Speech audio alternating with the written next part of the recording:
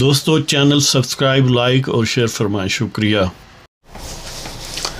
بسم اللہ الرحمن الرحیم، الحمدللہ رب العالمین والصلاة والسلام علی خاتم النبیین پاک ویوز محمد منشا۔ السلام علیکم، کیسے ہیں جناب؟ بات کرتے ہیں کہ میاں نواز شریف صاحب کی واپسی کیسے ہو رہی ہے اور اس کے کیا عواقب و نتائج ہیں، اور اس کا پس منظر ظاہر ہے آپ سب جانتے ہیں، اس پر بھی بات کرتے ہیں۔ دیکھیں، اب نون لیگ کا وزیر اعظم ہے شہباز شریف، اور نہ صرف یہ کہ وہ نون لیگ کا ہے، وہ میاں صاحب میاں نواز شریف کا چھوٹا بھائی بھی ہے۔ انہوں نے ظاہر ہے یہ تشت از بام ہے، بات سب جانتے ہیں کہ اپنے جو ہائی کمیشن ہے پاکستان کا لندن میں، اس کو ہدایات جاری کر دیں کہ ڈپلومیٹک پاسپورٹ جو ہے وہ نواز شریف کو جاری کیا جائے، کیونکہ نواز شریف کا پاسپورٹ جو ہے وہ ایکسپائر ہو چکا تھا اور سابق حکومت نے اس کی تجدید نہیں کی تھی۔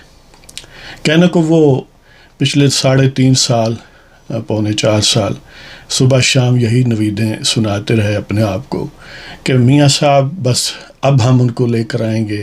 خان صاحب فرماتے کہ بورس جانسن سے میں بات کروں گا یعنی وہ سمجھتے تھے کہ بورس جانسن نام کا شخص جو ہے وہ گویا برٹش کاؤنٹر پارٹ ہے، برٹش ورژن ہے خان صاحب کی، کہ اس طرح بغیر قانونی پروسیجر کے وہ سمپلی سفارش پر کسی کو ایکسٹراڈائٹ کر سکتے ہیں، کسی کو یعنی کسی خواہش کا احترام یا اس پر عمل کر سکتے ہیں۔ بہرحال شہباز شریف نے یہ ظاہر حکم دیا اور وہ پاسپورٹ اب نہ صرف کہ اس کی تجدید ہوگی بلکہ ڈپلومیٹک پاسپورٹ ہوگا، اور ساتھ ہی اسحاق ڈار جو سابق وزیر خزانہ ہیں اور سینیٹر الیکٹ ہیں، اگرچہ وہ سینٹ کا انہوں نے حلف نہیں لیا لیکن وہ منتخب سینیٹر ہیں، اور آج تک کئی سال وہ حلف کا انتظار کر رہے ہیں۔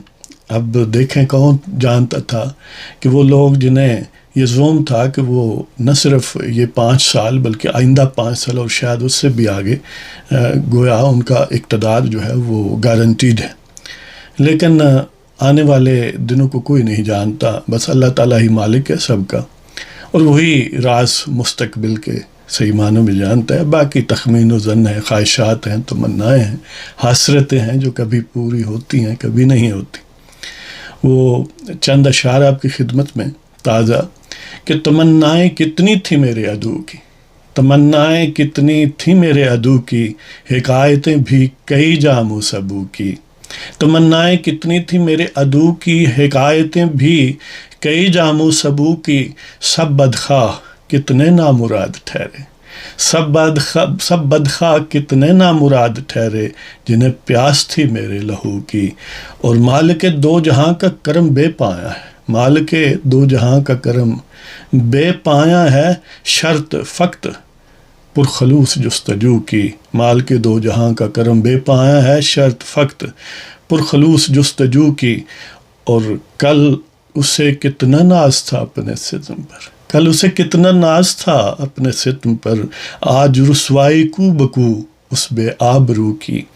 دیکھیں بڑے بڑے فرعون اس زمین پر آئے، انہوں نے یعنی خدائی کے دعوے کیے اور ظلم و ستم برپا کیے، لیکن بالآخر نیست و نابود ہو گئے، اس لیے کہ دوام صرف ایک ہی ہستی کو زیبا ہے، باقی سب کہانیاں۔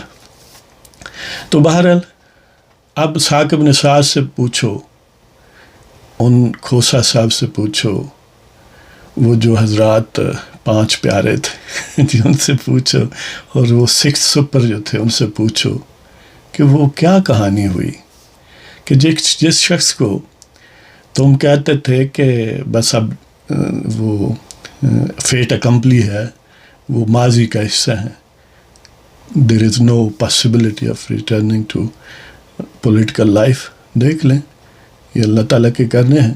اور عجیب بات یہ ہے کہ نواز شریف اس سلسلے میں بڑا خوش قسمت آدمی ہے، سو ٹو سے وائڈر فیملی، کہ کتنی بار نشیب و فراز آئے، ہر بار لوگوں نے کہا کہ یہ کہانی ختم ہو گئی، ہر بار وہ واپس آئے اور پہلے سے کہیں ایک مختلف اور بھرپور انداز سے، پہلے سے زیادہ کنونسنگ انداز سے آئے.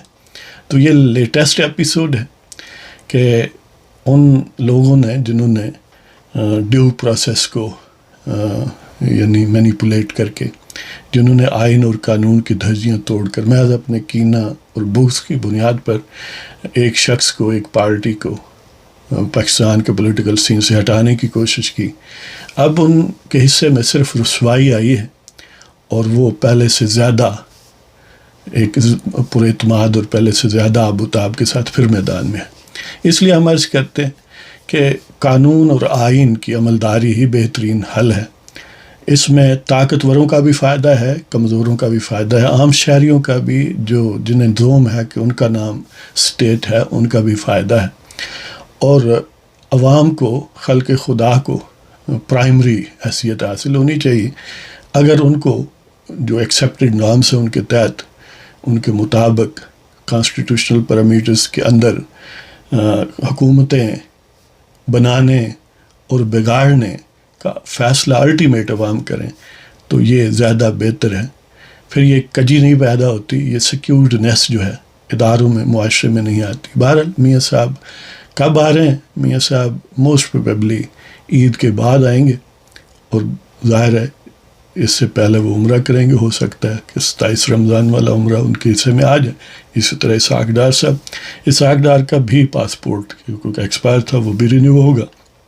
تو گویا عین ممکن ہے کہ وہ آ کر پھر، کیونکہ سینٹ کے ممبر ہیں، وہ پھر وزیر بن جائیں، فائنانس منسٹر بن جائیں، اور ان سے پہلے موسٹ پروبیبلی مفتاح اسماعیل یا اس طرح کی اور کچھ شخصیت معاملات چلائیں. تو وہ عید سے پہلے کیوں نہیں آئیں گے؟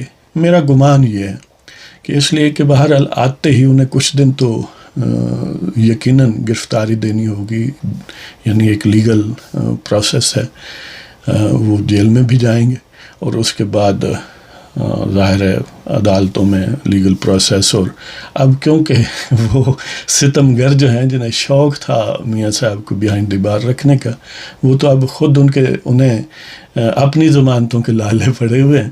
اس لیے اب ظاہر ہے اس طرح کی صورتحال نہیں ہوگی، اور موسٹ پروبیبلی انہیں بہت جلد ضمانت کم از کم مل جائے گی، اور وہ ظاہر ہے پھر ایک فعال کردار ادا کریں گے بھرپور انداز سے سیاست میں.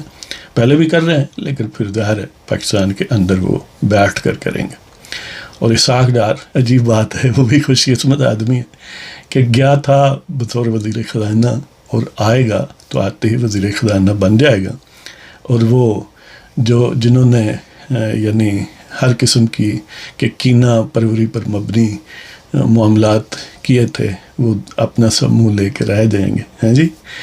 تو اگرچہ یعنی اگر کوئی ایسا لیگل معاملہ نہ ہوتا تو یقیناً یہ زیادہ بہتر تھا کہ وہ عید پاکستان میں گزارتے، لیکن میرا خیال ہے کہ عید کے بعد آئیں گے، اس لیے کہ عید کا دن زیادہ بہتر ہے کہ آزاد فضا میں گزارا جائے بجائے کہ جیل میں. اگرچہ اب جیل نہیں ہوگی اس طرح کی، جس طرح خان صاحب کہتے تھے کہ میں یہ کر دوں گا، میں آر او نہیں دوں گا، اب پتہ نہیں وہ کیا نہیں دیں گے. جی.